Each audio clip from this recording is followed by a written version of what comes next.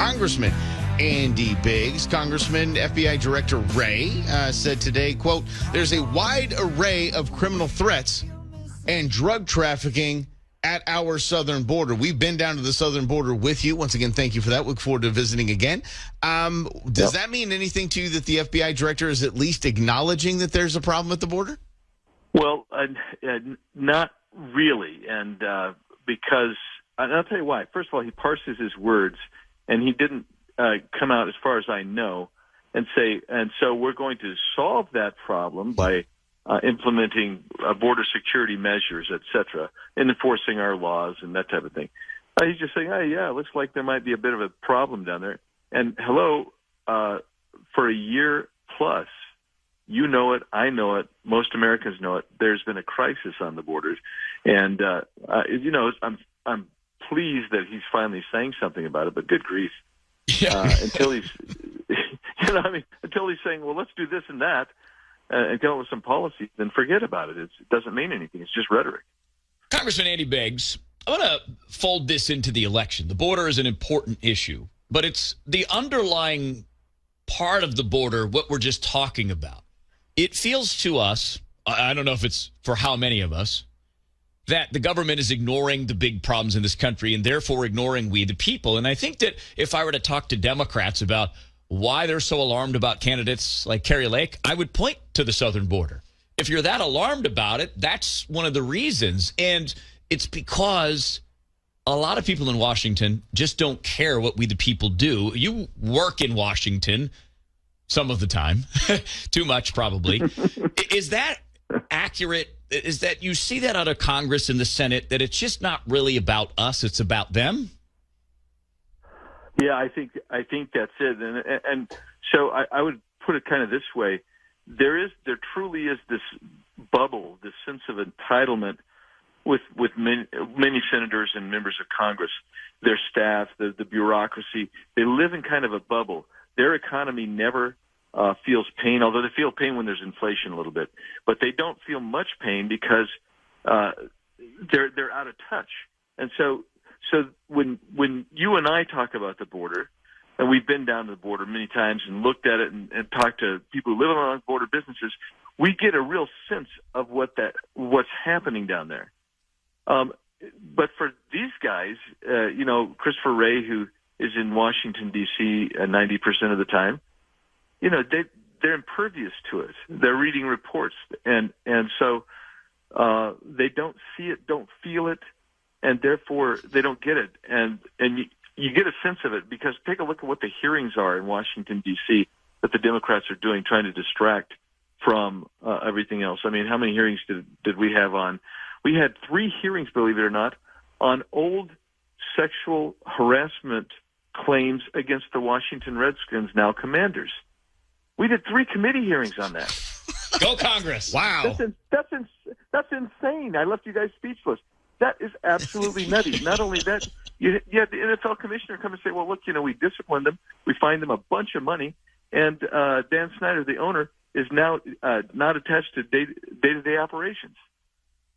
And still, we're having hearings on it. It's insane how out of touch they are with real America. Congressman Andy Biggs, I want to get back to the border in a bit here, but I want to jump to the election, if we could, at least the the primaries that we had on Tuesday. Is there anything in those primaries? Is there any races that stood out to you as something that gives you encouragement for the future of the Republican Party, for the future of conservative values, for the future of this country? I think, quite frankly, that a lot of we moved to the right in this state, at least the Republican primary. You saw the America First movement, which is a set of policies that puts America first. That almost everybody who ran on that platform. Well, first of all, in a lot of places they were trying to outduel each other as how strong they were on that. And to see that come out, it was great. And then I'll tell you one other thing: is you just take a look at the probably I would say 58, 62% somewhere of that Republican people who voted Republican, whether they were independent or Republican, and versus 40% or fewer people, 40% or less, voted on the Democrat side. that tells me that there's more enthusiasm on the Republican side than the Democrat side.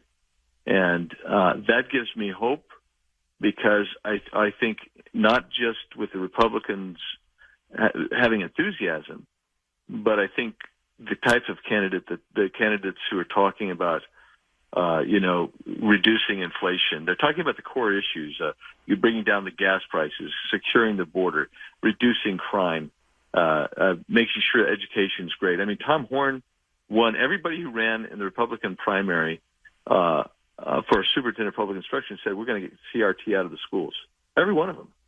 And regardless of whether you supported Tom Horn or Shiri Saper or whoever you might have supported, I think that gets to another issue that people look at very, very strongly, is what's happening in the schools. And so I think there was a whole host of things to be encouraged about after the primary.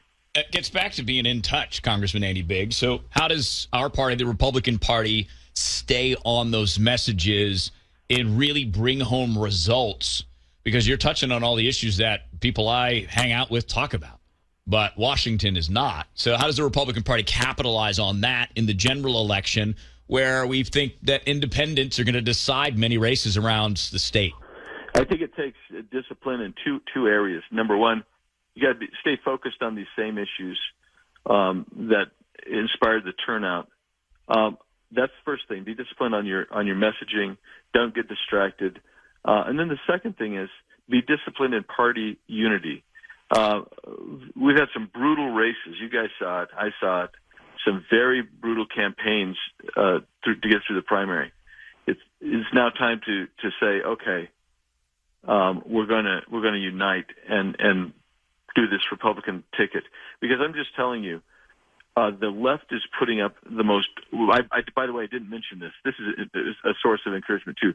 The left is putting up. The Democrats are putting up the most radically left slate of candidates in the history of Arizona, and so we've got to stay united and be disciplined as Republicans, so that if you just pick out any Republican candidate and then compare them to the Democrat they're running against, and would you rather have somebody who's with you 80% of the time, or somebody who will seek to destroy you 100% of the time? And that's the discipline we have to take as both messaging and unity. So do you think, Congressman Andy Biggs, if it is, say it's Kari Lake is the gubernatorial candidate on the Republican side, all of the big who's who of heavy hitters in the Republican Party jump behind Karen Taylor Robson, will they jump to Kari Lake just in that spirit of unification, do you think? I think many will. I think some are going to take a little bit longer and some more reflection, and they might not overtly get out there and just champion like crazy, but if they influence their sphere to vote for, I'm hopeful for that, and because sometimes that happens where you look at it and you say, well, this is the Republican and the Democrat's the other choice. And you cannot live with a Democrat. You have to live with a Republican. I hope so. The southern border, going back to that real quickly, all of the times that you've taken people down there, senators, congressmen and women, have you seen any action? Have you seen any fire lit under these politicians' tuchuses to do something about border security? Yeah, I've actually had some that have been down at the border that have actually worked on pieces of legislation. Nice. Some that have joined me on legislation, and some that have joined me in pushing the administration through letters or committee hearings, requesting committee hearings. And I've also watched many of them use what they've learned on the border in some of these oversight hearings to try to push Mayorkas and some of the other leadership in the Biden administration. So yes, I think it's meaningful. I think it's good. Yeah. Congressman Andy Biggs, we're certainly happy to hear that news, that at least it is now a big issue, because it is.